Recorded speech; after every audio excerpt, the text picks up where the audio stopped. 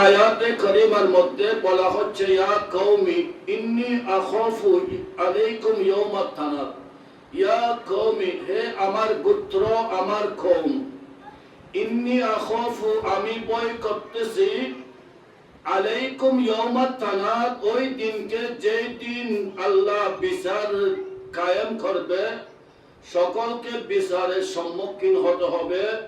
ইয়াউমা তুওয়াল্লুনা মুদবিরিনা, সেই দিন তোমরা পিছে হটবে, পশ্চাৎভ্রমণ করবে, সামনের দিকে অগ্রসর হবে না, সকলে পিছনের দিকে হাঁটতে থাকবে।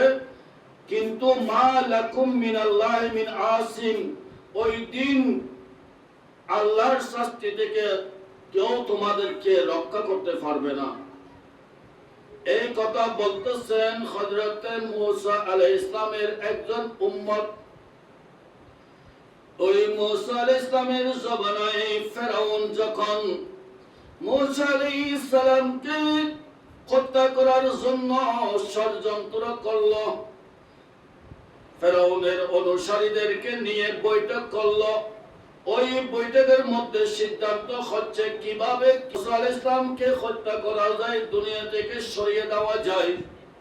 এখন যখন ফেরাউনের সিদ্ধান্ত হচ্ছে তার কওমদেরকে নিয়ে, ওই বৈঠকের মধ্যে, ওই মজলিসের মধ্যে সবাই ফেরাউনের অনুসারী, কিন্তু সেখানে দেখা যায় একজন মূসা আলাইহিস সালামের উম্মত ছিল।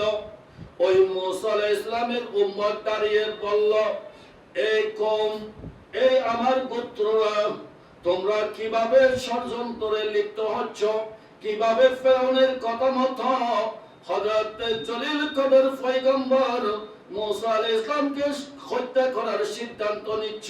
তোমরা কি আল্লাহর উপর ভয় করো না? আল্লাহ একজন আছে, উনি হাসরের ময়দান কায়েম করবে, সকলের বিচার করবে। মালিক ইয়াউমিদ্দিন, যিনি শেষ বিচারের মালিক, ওনার সামনে সবাইকে দাঁড়াতে হবে। ওইখানে গিয়ে তোমরা কি জবাব দেবে?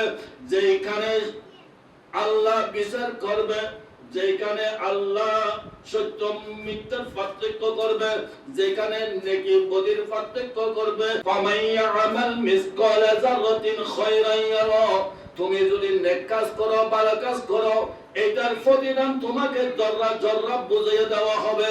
ওয়ামাইয়া আমাল মিসকালা যাররাতিন শাররান ইয়ারা, আর যদি তুমি খারাপ কাজ করো, ওই খারাপ কাজের পরিণাম ভয়াবহ হবে, এটাও তোমাকে আল্লাহ জররা জররা বুঝিয়ে দেবে। ইয়াউমা তুওয়াল্লুনা মুদবিরিন, ওই দিন তোমরা তোমাদের আমল দেখে আল্লাহর ভয়ে কাঁপতে থাকবে। হাসরের ময়দানে তোমরা সামনের দিকে অগ্রসর হবে না, পিছনের দিকে হটতে থাকবে।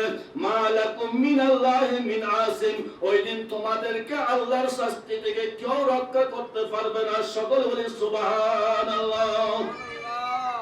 এই কথা বলতেছেন মূসা আলাইহিস সালামের একজন উম্মত। মূসা আলাইহিস সালামকে হত্যা করার ষড়যন্ত্র করা হচ্ছে, ষড়যন্ত্র করতেছে ফেরাউনের অনুসারীরা, ফেরাউন সহ। এটা ডাকবাঙ্গা জবাব দিলেন হযরত মূসা আলাইহিস সালামের একজন উম্মত।